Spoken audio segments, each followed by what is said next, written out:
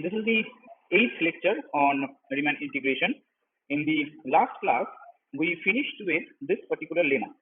We agreed in the last class that in case of a refinement, if you apply a refinement, the lower sum increase and the upper sum decrease. Okay, so Q is a refinement and the lower sum of Q is more than lower sum of P and upper sum of Q is smaller than upper sum of P. Next, what we have is this one, this corollary from this lemma. Corollary says that F is bounded and PQ be any two partitions. Now here we are not saying that Q is a refinement of P. No, P and Q be any two partitions of AB. Then lower sum of with respect to P will always be smaller than upper sum with respect to Q. What this means is that say Q is a partition with a billion many points in the interval AB. So, I mean, if you, as this, but this lemma says that as you increase more and more points, the upper sums decrease. Okay, but even if you include so many points, if you make the partition as shrink, as fine as you want, still the upper sum of that one will always be more than lower sum of any partition. Even if you, so look at over here. In this function, the lower sum without any partition will be this rectangle. Do you agree? This rectangle. Follow my cursor. This rectangle over here. Now this one will always be smaller than the whatever, however fine you take the partition and then you take the upper sum. So upper sum is always more than the area actually, and lower sum is always smaller than the area. So lower sum for whatever partition will be smaller than upper sum of whatever partition. So let's see the proof. So we have two partitions P and Q, and we need to conclude about their lower sum and their upper sum. Okay, so let's see the proof. So this is the trick. Whenever you have got two partitions, you take the union of them. So then A is a refinement of both P and Q, isn't it? So P is a partition. P has got some points subdividing the interval AB. Q has got some other points subdividing A and B. Now, if you take the in union, then A and B, the last two extremities remain same, but you have more points. Possibly you have more points in the subinterval, right? So in that way, this is a refinement of both P and Q. This is the partition 0, 1/4, half, 3/4, 1. So this is my original partition. Then I added, let's say, 1/3 and 2/3. Okay, this is my refinement. Now consider over here that say this is my partition for P and Q partition is 0, 1/3, 2/3, 1.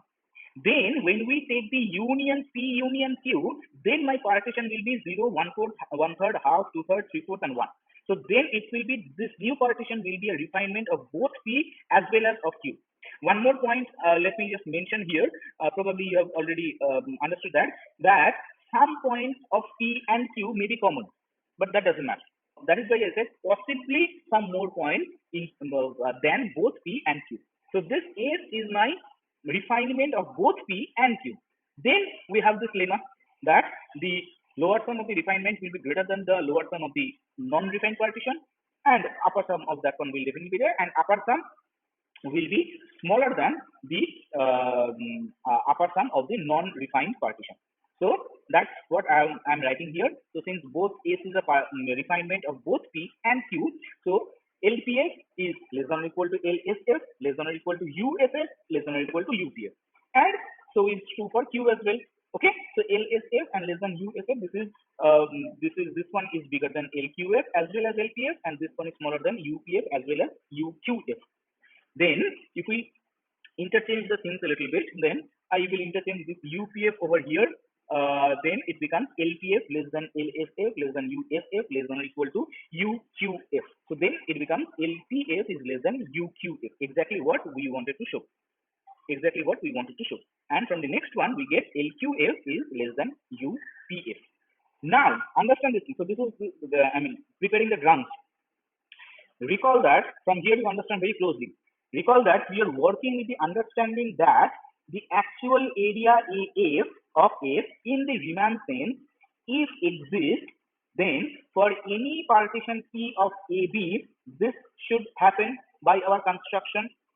because we were in the LPF, we were measuring from the bottom, we were dealing with the infimum of the functions in every subinterval, and UPF was the supremum of the function in every subinterval, and AF is calculated by the tag height of the function at the tag point in the subinterval. So this equality always happens. Sorry, this inequality always happens.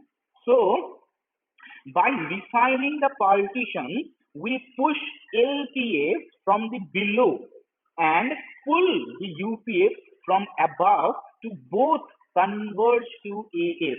This is what this lemma says, that whenever you perform a refinement over the existing partition, LPF, the lower sums increase, the upper sums decrease.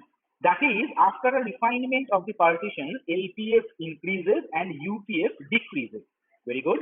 Also, since the function f is bounded on the domain closed and bounded interval AB, say between small m and capital M, small m be the infimum of the function over the entire AB and capital M be the supremum of the function over entire AB, the following inequality always holds. This is the inequality. M times small m times b minus a is less than LPF, less than equal to UPF, less than or equal to m times b minus a. Now, how do I get this? What is m times b minus a? This one is, if you take the trivial partition, that is no point inside that. So your x0 is a, x1 is b. You do not have any point in the middle. So that is your trivial partition. What will be the lower sum with respect to that partition? The lower sum is infimum of f. So what was the definition of lower sum? Let's go once again. So this is the definition of lower sum. LPF is equals to infimum of the function in the Rx subinterval times the length of the Rx subinterval. Now here we have only one subinterval, so that is b minus a, the entire interval, and we have small m as the infimum of the function over there. So there will be no summation here. There will be only one term. There will be m times small m times b minus a. So that will be my lower sum with respect to that trivial partition. Same will be the case with the upper sum of that partition. Okay, so upper sum, the definition was this one, the supremum of the function over the entire interval in this case will be, so capital M times b minus a, the length of the interval. So this inequality always holds, because and P is any other partition, so definitely P will be possibly a refinement over the trivial partition. So therefore, by this lemma again, the lower sum of P will be more than the lower sum of the trivial partition, and the upper sum of P will be more or less than the upper sum of the trivial partition. So this inequality will always hold. Now you see this part, this LPFs are increasing and this one is decreasing. Now LPFs are increasing and is bounded above by this quantity. This is completely a constant quantity. B A is constant, B is constant, capital M is also constant. Does not depend on anything, no partition, nothing. Okay, so this is completely a constant quantity, and so is this one. If we have chosen to be bounded, so there is no problem in the existence about small m and capital M. So this one, LPFs are increasing quantity and is bounded above by this quantity. UPFs are decreasing quantity and are bounded below by this quantity. Okay, so then it makes sense to define the following quantities as the respective limits of this LPF and the UPF. That is, this is called the lower integral, the supremum of the LPF. So this quantity is the highest the lower sum can go. All right, and we denote that by bar under the integral sign a to b f. So this is called lower integral of f in AB. And similarly, you can give the other next definition, that is upper integral, and that is infimum of the sorry. This will be UPF. I'm extremely sorry. This will be infimum of the UPF. So upper integral of f is defined as the quantity infimum of UPF, where p is varying over the set of all partitions of AB. We put a bar at the bottom for lower integral. We put a bar at the top of the upper integral. Now, let me give you a small tip that whenever you are using this notation is sort of a standard notation, but not a very good one. Why? Let me tell you. This one, when you write in hand, most of the times this becomes minus p. Okay, most of the time this becomes minus a in the handwriting. So please be careful about this one. Now recall that we were writing the area as by this notation. Okay, this was just a notation for us and nothing else. Hence, we expect for a Riemann integrable function, lower sums and the upper sums will converge to the same common point, and that common point should be our area. Depending on this expectation, we accept the following equivalent definition of Riemann integrability. Let f be bounded, f is said to be Riemann integrable if and only if the lower integral and the upper integrals agree.